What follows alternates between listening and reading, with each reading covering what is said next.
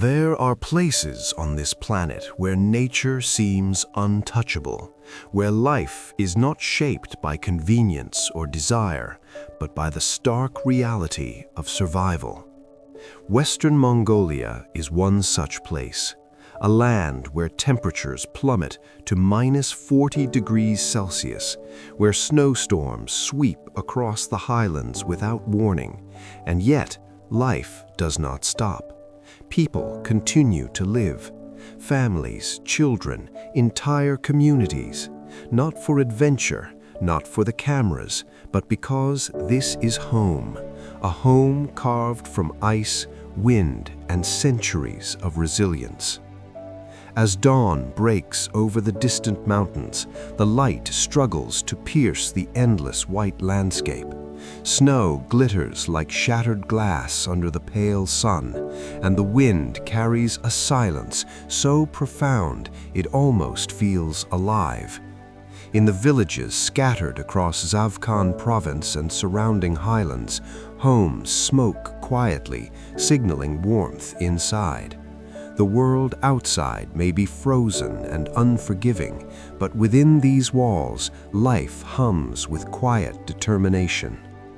Western Mongolia remains one of the coldest inhabited regions on Earth. Snow dominates for months at a time, covering the roads, erasing trails, and isolating settlements. But isolation is not inconvenience here, it is life. And life has learned to thrive in ways that seem impossible to outsiders. Mongolia never sought to conquer its climate. The land was never seen as an obstacle, but as a partner. Survival here is not about defiance, it is about adaptation. Every aspect of life is influenced by this understanding. Homes, food, clothing, work, play, even the rhythms of children growing up, all molded to fit within the boundaries set by nature itself. Homes known as gurs or yurts embody this principle. From the outside, a gur seems fragile, almost temporary, yet inside it is a marvel of design. Circular walls deflect wind, thick felt insulation traps heat, and a single stove in the center radiates warmth to every corner. There is no wasted space. Each element serves a purpose. Every layer of felt, every structural beam is a lesson in efficiency and survival passed down through generations. Life inside these homes is precise and deliberate. Children wake early, layering on coats, scarves, and hats before stepping into the frozen landscape. Water must be carried carefully, or it will freeze instantly. Meals are carefully prepared with meat, dairy, and high-fat foods to provide the energy needed to endure the relentless cold. Every step, every motion, every decision is measured. This is not a lifestyle of convenience, it is a lifestyle of intention. Clothing in this climate is a language of survival. Wool, fur, and leather protect against the cutting wind. Hands, faces, and feet are covered. Movement is deliberate. This is not fashion, it is armor. Over generations, children develop bodies and minds conditioned to these extremes. Cold becomes familiar. It is not comfortable, but it is manageable. The human body adapts, but so too does the human mind. Perhaps more impressively, the mental adaptation here rivals the physical. People do not resent winter, they anticipate it, they respect it.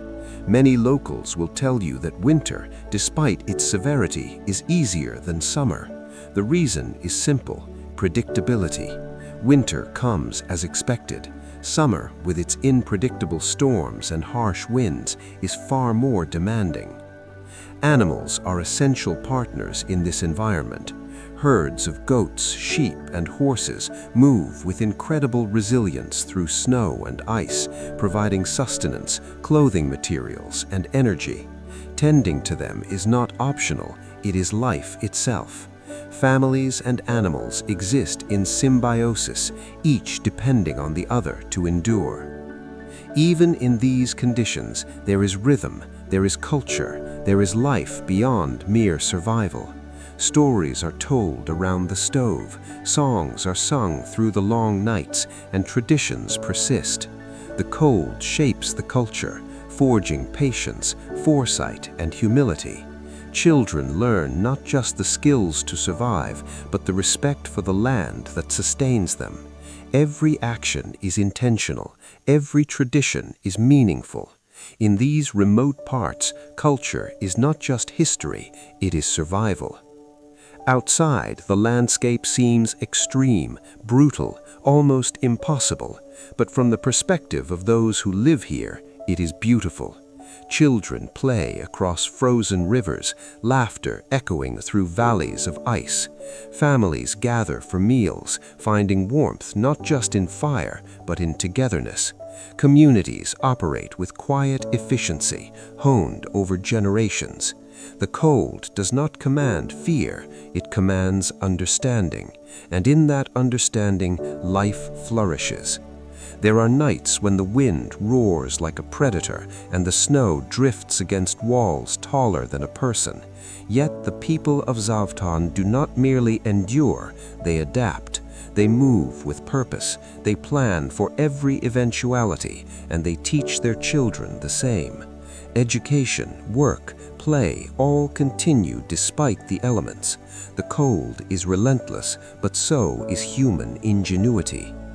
It is this balance between human adaptation and environmental challenge that defines this place.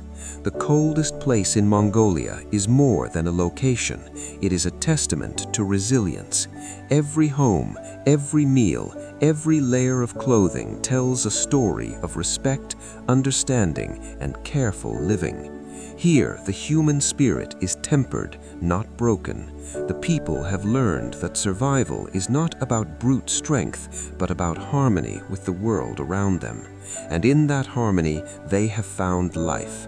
Not just existence, but a way to thrive under conditions that most of the world would consider unlivable. Standing on a frozen plain, watching the sun dip behind jagged mountains, it becomes clear. Mongolia's coldest reaches do not simply challenge life, they refine it. They teach lessons in patience, endurance, and respect that cannot be learned elsewhere. Life here is not dramatic or loud, it is quiet, deliberate, and profound. And that is why the people who call this place home do not just survive, they endure, they adapt, they live. This is the coldest place in Mongolia where people still live, and it is a place where human ingenuity, endurance, and respect for nature converge, creating a life that is astonishing in its resilience, breathtaking in its simplicity, and remarkable in its authenticity. Not because they have no choice, but because they understand the world around them and they have chosen to live in harmony with it.